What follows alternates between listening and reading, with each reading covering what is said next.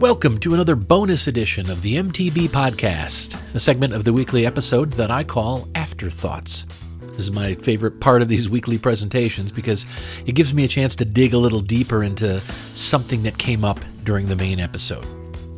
So tonight, we're going to lean into something that ties directly to the theme of this week's episode, which was ethical messaging and the power of words. I've talked a lot lately about how a truly ethical movement invites questions, speaks clearly, and doesn't hide behind vagueness or manipulation. So I want to dig into one of the most emotionally charged slogans of our time.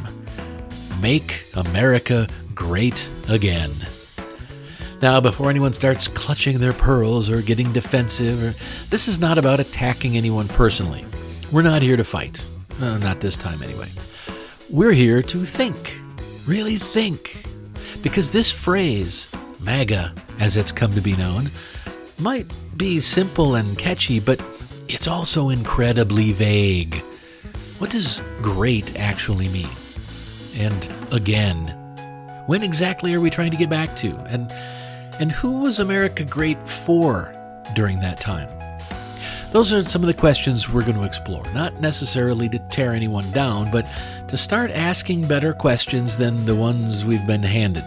Because when we get lazy with our language, or worse, when we let others define it for us, we stop thinking critically. And once that happens, we're not in control of the story anymore. So let's take a breath, set aside the outrage or the loyalty, and look at this together with curiosity, clarity, and hopefully a little bit of humor. So let's talk about this phrase, make America great again. It sounds strong, doesn't it? Like it's full of purpose and conviction. But the moment you slow down and start picking it apart, it kind of unravels. Let's start with the word great. What does that even mean when we're talking about an entire country? Is it military might? Economic dominance? Family values? Apple pie density per capita? I mean, we could be talking about anything. And then there's again. I mean, that's a big red flag right there because it implies that greatness is something we used to have, but we've lost it. So naturally, we've got to ask, when exactly was America great? According to whatever your definition of great is. Like, name the year. Because depending on who you are and where you sit in society, your answer is going to be very different. If you're a white, straight Protestant man, hey, maybe the 1950s sound pretty great. Good jobs for you, stable neighborhoods for you and your family. Your voice mattered. But if you were black, brown, a woman, gay, Jewish, even Catholic, or anything outside the dominant norm, the 1950s weren't exactly your glory days. You probably couldn't even vote freely, let alone feel safe walking down the street in certain parts of the country. That's the power and the danger of a vague slogan. It's just not a clear picture. It's more like a Rorschach test. People see what they want to see. For some, it evokes nostalgia. For others, it's just a flat-out threat. And that's not accidental. That's what makes it very effective political branding. It's emotionally charged. But it's also a bit of a blank slate.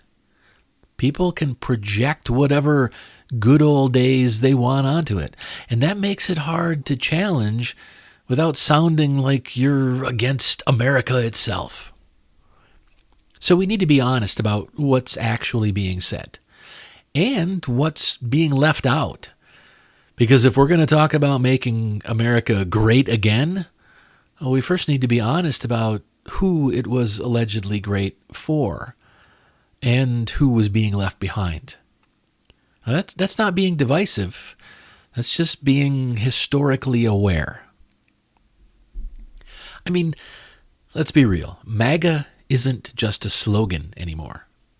It's not just a label either. It's a symbol. And like most powerful symbols, it taps into something emotional before the rational brain even wakes up and says, wait, what are we agreeing to here? Think about it. That red hat doesn't just say, make America great again. It feels like something. It carries a vibe. For some folks, it triggers a sense of pride, certainty, or belonging. For others, it's a flashing red warning light. And that's because slogans like MAGA work like emotional shortcuts. They bypass reason and go straight for the gut. They're engineered to stir up whatever discomfort, fear, or frustration people are already carrying, especially anger and nostalgia. It's like political comfort food served with a side of, it's not your fault, it's their fault. And here's the thing, it's not just political. It's psychological. It's cultural. It taps into deep-seated insecurities, fear of losing power, fear of cultural change, fear that life is getting harder and someone else is getting ahead. MAGA becomes a way to wrap all of that in a neat little package and then blame the others for it. You don't even have to name who the others are. That's the beauty of it. Everyone already knows who their others are. That's what we call coded language. It says one thing but means something else, something much bigger. And with MAGA, the code is pretty clear. We want to go back to a time when people like us had the final word. Now, not everyone who wears the hat or uses the phrase is consciously thinking that, but that's the baggage the slogan carries, whether folks realize it or not. And if we're not paying attention to the emotional weight behind that message, if we treat it like just another campaign slogan, we're going to miss what it's really doing to people and what it's doing to our country. Okay, so here's the tricky part, and I think it's really important. Most of us have that MAGA-wearing uncle or coworker or neighbor who's just dug in deep. And if you come in hot, swinging facts like a verbal baseball bat, guess what? They're not going to say, wow, you make a great point. They're going to put up walls and probably put on the hat. Because here's the truth. You can't force someone to see things differently. But what you can do is create space for reflection. You can ask questions that hopefully don't feel like a trap. Questions that just might make people pause and go, I hadn't really thought about it like that. So try starting with a question like this. When you say again, what years are you thinking of? Don't let the slogan remain vague. Be curious about what time period or era they're thinking about when they hear it or say it. Now, if they manage to give you a year or a time period, you can ask, okay, so what made that time great for you personally? Assuming they're willing and able to answer this question, you can dig a little deeper. You can ask something like, do you think that same time felt great for black folks? Or for immigrants? Or for women trying to build a career? They might get defensive at that. Or, more likely, say something like, why would I give a shit about them? I'm worried about me and my family. Now, if they go with that, with the latter, you can say something like, okay, so what you want to do is make things better for you. You're saying you're not actually patriotic or anything because you're not actually interested in making America truly great. Now, realistically, a comment like that will just piss them off. But if you've gotten them to openly admit that it's not about being a patriotic American, but about being selfish, I think that's a breakthrough. They might insist, I'm a patriot. And you can sadly shake your head with a disappointed look on your face and say, no, you're not. You're not supporting liberty and justice for all.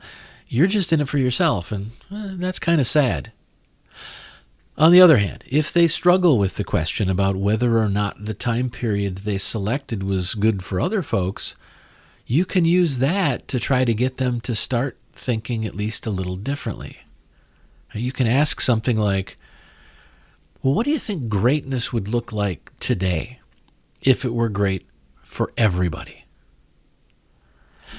Depending on how a conversation like this ultimately goes, you may have to present a hard conclusion to people, right? Like the fact that you can't be a patriot if you're being selfish. Those are mutually exclusive ideas.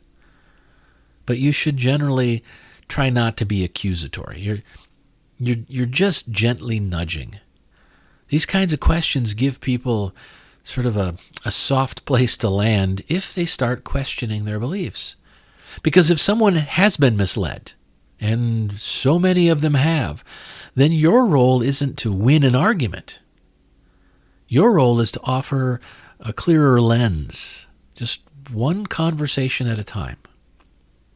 So try to remember this: curiosity over confrontation. When you're having these one-on-one personal conversations, focus on curiosity, not confrontation. This isn't about proving people wrong. It's not about provoking them and pissing them off so they dig in deeper. Though I understand there are plenty of times when that's exactly what we want to do. This is not what I'm talking about. I am talking about curiosity over confrontation. It's about inviting those folks into a bigger, more inclusive story. One that isn't about going backward, but one that's about building something better together. Because let's be honest, Make America Great Again is a very backward-facing slogan. It's built on the idea that the best days are behind us. But why? Why go back when we can move forward?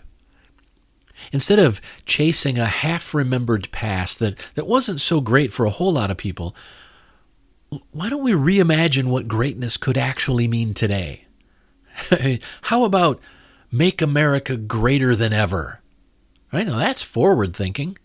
Or make America great for everyone. Simple, inclusive, and unifying.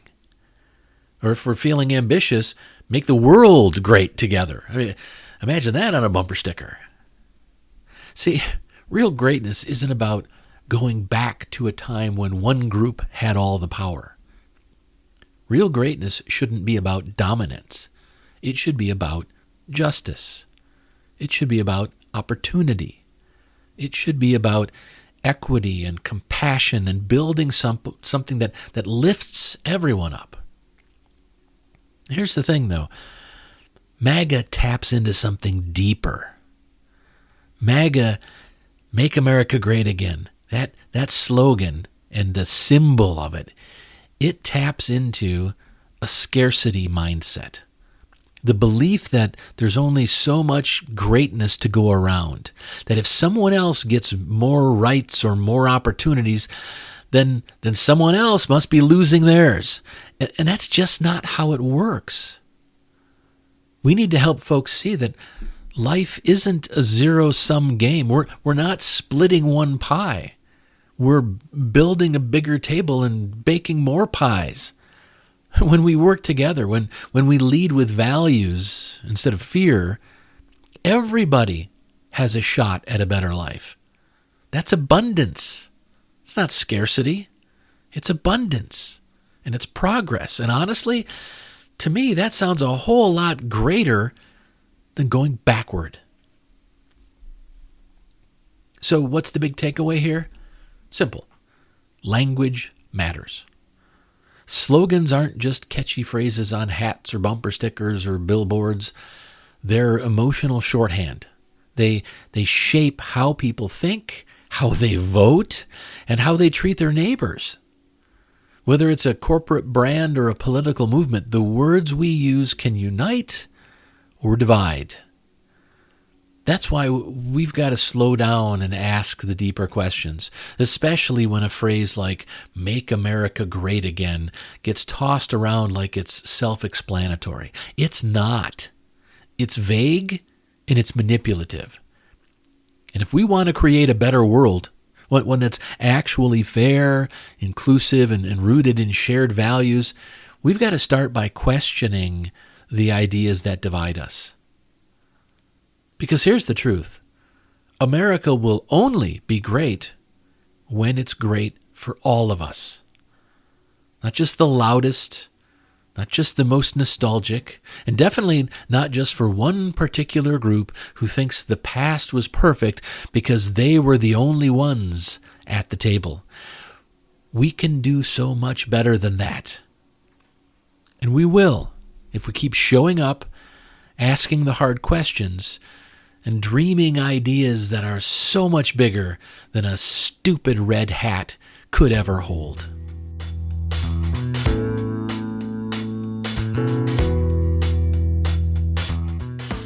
All right, thanks for joining me for this episode of Afterthoughts. If you want to keep up on everything I'm doing, please head over to thecodaproject.com and subscribe to my newsletter. You'll get notifications whenever I publish anything, and I'll keep you updated on the weekly live streams of mythologizing the Bible. Also, if you subscribe for free over at thecodaproject.com, you'll start receiving my weekly resource called The Weekly Compass. This is a brief, once-a-week guide on a single core value. Think of it as a mini lesson plan for personal growth. It's perfect for families, students, and adults because I include discussion questions designed for each age group. So each weekly issue centers on a short reflection about the week's value, followed by discussion questions that are tailored for different age groups, from kids to college students to adults, and then a simple take action step, like a small challenge or exercise you can do to put that value into practice. Especially for families, it's designed to be an easy way to ensure that at least once a week, you're making time to talk about morality, ethics, and core values. So if you're interested, go subscribe for free at thecodaproject.com. Thanks again for listening. Until next time, keep thinking, keep questioning, and keep seeking the truth.